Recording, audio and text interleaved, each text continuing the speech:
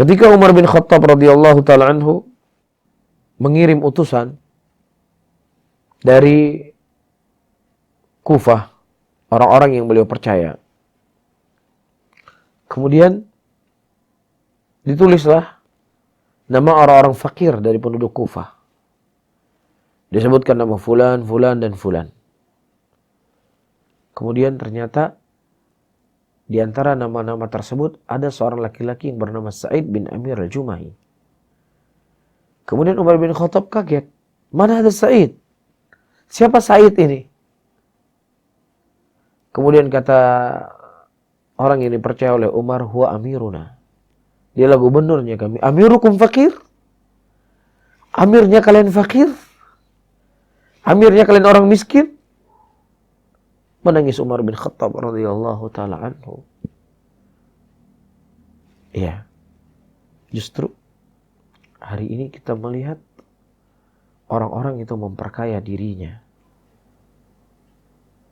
Ya, dengan cara yang halal, bahkan dengan cara yang haram sekalipun, mereka siap melakukan apapun. Ya, terkadang siap untuk mengambil hak orang miskin. Mengambil hak orang yang sangat membutuhkan. Bukankah ini pemikiran radikalisme? Bukankah ini adalah pemikiran yang ingin menang sendiri? Ya, ingin mendapatkan kenikmatan sendiri tanpa memperhatikan orang lain? Tapi berbeda dengan orang-orang yang terkena dengan sentuhan Islam.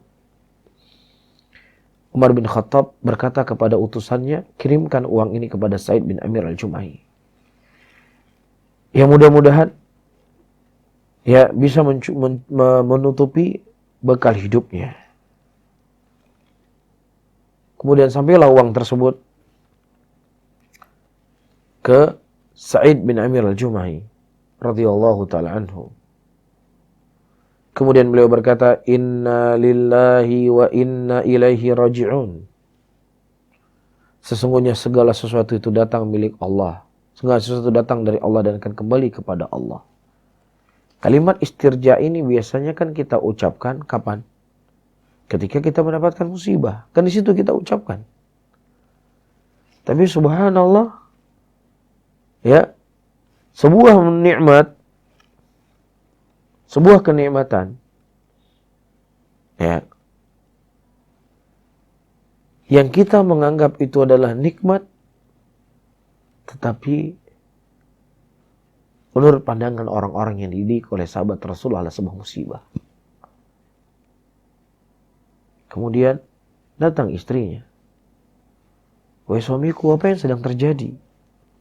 Apa yang sedang terjadi? Apakah Umar bin Khattab radhiyallahu ta'ala anhu telah wafat?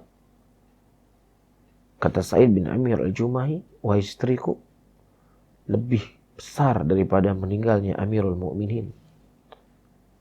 Apakah, ya, kalau begitu apakah orang-orang, ya, muslimin tertimpa kepada mereka musibah yang besar?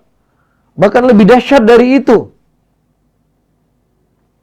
Kata Sa'id bin Amir al-Jumahi, datang fitnah ke rumah saya yang merusak akhirat dan agama saya.